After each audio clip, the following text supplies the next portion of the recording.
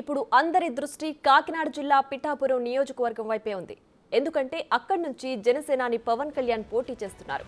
పిఠాపురంలో విజయం సాధించడానికి వ్యూహాలు రచిస్తున్నారు. మరోవైపు పవన్ కు చెక్ పెట్టేందుకు వైసీపీ వ్యూహాత్మకంగా అడుగులు వేస్తోంది. దీంతో పిఠాపురంలో రాజకీయం రంజుగా మారింది.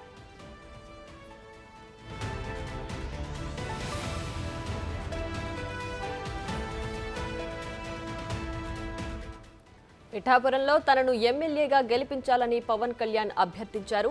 ఒకసారి తనకు అవకాశం ఇస్తే పిఠాపురం వైపు దేశం చూసే విధంగా అభివృద్ధి చేసి చూపిస్తానన్నారు. కాకినాడ ఎంపీగా తంగెళ్ల ఉదయ్ను ప్రకటించిన పవన్ 1,00,000 మెజారిటీతో గెలిపించాలని కోరారు. 21 ఎమ్మెల్యేలు 2 ఎంపీలను గెలిపిస్తే జనసేన ప్రభంజనాన్ని చూపిస్తానని పవన్ హామీ ఇచ్చారు.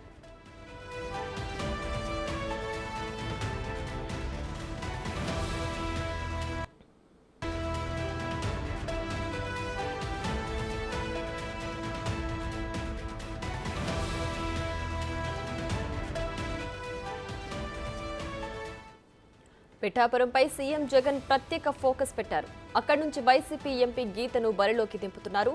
పవన్ ను ఓడించేందుకు జగన్ వ్యూహాలకు పదును పెడుతున్నారు. ఇందులో భాగంగా అందుబాటులో ఉన్న అన్ని అస్త్రాలను ఉపయోగిస్తున్నారు. పిఠాపురం అసెంబ్లీ సీటు పరిధిలో మండలాల వారీగా ఇన్ఛార్జీలను నియమించారు. నియోజకవర్గంలో కాపు నేతల్ని దారికి తెచ్చుకునేందుకు ఈ మధ్య పార్టీలో చేరిన ముద్రగడ పద్మనాభాన్ని రంగంలోకి దింపారు.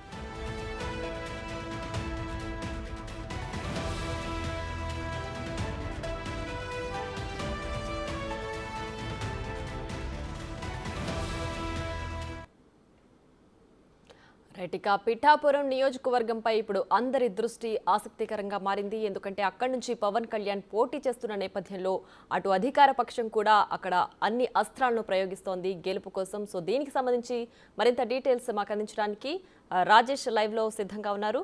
రాజేష్, చెప్పండి, పిఠాపురం నియోజకవర్గంలో ప్రస్తుత రాజకీయ పరిస్థితి ఏ విధంగా ఉంది? Good morning Priya. ఎన్నికలు దగ్గర పడుతున్న కొద్దీ మొత్తం వైఎస్ఆర్సీపీ దృష్టి అంతా కూడా పిఠాపురం మీద పెట్టింది. పిఠాపురం నుంచి పవన్ కళ్యాణ్ ఎప్పుడైతే పోటీ చేస్తుందని చెప్పారో మొత్తం సోర్స్ అంతా కూడా వైఎస్ఆర్సీపీకి ఉన్న పెద్ద ప్రత్యర్థులంతా కూడా మొత్తం పిఠాపురం మీద దృష్టి పెట్టి పరిస్థితుంది. ఇంచుమించుగా పిఠాపురంలో 3 మండలాలకి కూడా 3 ప్రత్యేక ప్రతినిధులు ఏర్పడించారు. కొత్తపల్లి మండలానికి సంబంధించి మాజీ మంత్రి దాడిశెట్టి రాజా ప్రస్తుతం అయితే అక్కడ ఆ మండలానికి ఇన్ఛార్జిగా తీసుకున్నారు. పిఠాపురం సంబంధించి మిథున్ రెడ్డి ఆయన కూడా పిఠాపురం సంబంధించిన పూర్తిగా పిఠాపురం మీద దృష్టి పెడుతున్నారు. ఇకపోతే గొల్లప్రోలు మండలం మాజీ మంత్రి కురసాల కన్నబాబు అక్కడ తిష్ట వేసి కూర్చున్నారు చెప్పాలి.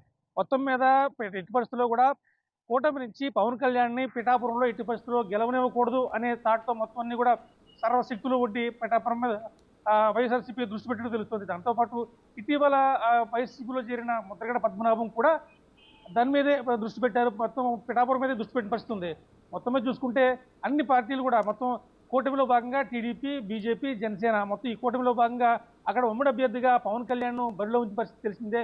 ఈ నేపథ్యంలో మొత్తం రాష్ట్ర రాజకీయాలన్నీ ఒక ఎదురు ఉంటే పవన్ కళ్యాణ్ ఓడించే దిశగా వైసీపీ కూటమి మాత్రం చాలా తీవ్రంగా ప్రయత్నిస్తుందని చెప్పాలి. మంచిగా నిన్న పవన్ కళ్యాణ్ మాట్లాడిన తర్వాత తంగెళ్ల ఉదయ్ శ్రీనివాస్ యాదవ్ ఎవరైతే ఉన్నారో పిఠాపురం ఇన్ఛార్జ్ అని కాకినాడ ఎంపీగా పంపించారు. అలాగే నేను ఎంపీగా పోటీ చేయాలనుకున్నాను, కాకపోతే పిఠాపురం నుంచి పోటీ చేస్తాను, పిఠాపురంలో తొందరలోనే ఒక పార్టీ కార్యాలయం కడతాను, అక్కడి నుంచే మొత్తం రాష్ట్ర రాజకీయాలను నడిపిస్తాను, పిఠాపురాన్ని కేంద్రంగా మార్చి తన ప్రయత్నాలన్నీ కొనసాగిస్తాను, రాష్ట్రంలోనే అత్యంత ఆదర్శనీయవంతమైన నియోజకవర్గంగా పిఠాపురాన్ని తీర్చిదిద్దుతాను, అక్కడి నుంచి రాజకీయం చేస్తాను, మొత్తం అంతా కూడా రాష్ట్రానికి సంబంధించిన మిగతా 175 కాన్స్టిట్యూన్సీ కూడా అక్కడి నుంచే రిమోట్ చేస్తాం, పిఠాపురాన్ని నా స్వస్థలంగా భావిస్తాను, నా సొంత గ్రామంగా తీసుకుంటాను. ఈ రోజు నుంచి ఖచ్చితంగా పిఠాపురం మీద ఎవరిని కూడా చేరనివ్వను. ఖచ్చితంగా అక్కడ ఒక్కొక్కరు అంటే వైసీపీ తనను ఓడించేందుకు సర్వశక్తులు ఒడుతున్నాయి. ఎట్టి పరిస్థితుల్లో కూడా నన్ను అక్కడి నుంచి గెలవనివ్వకుండా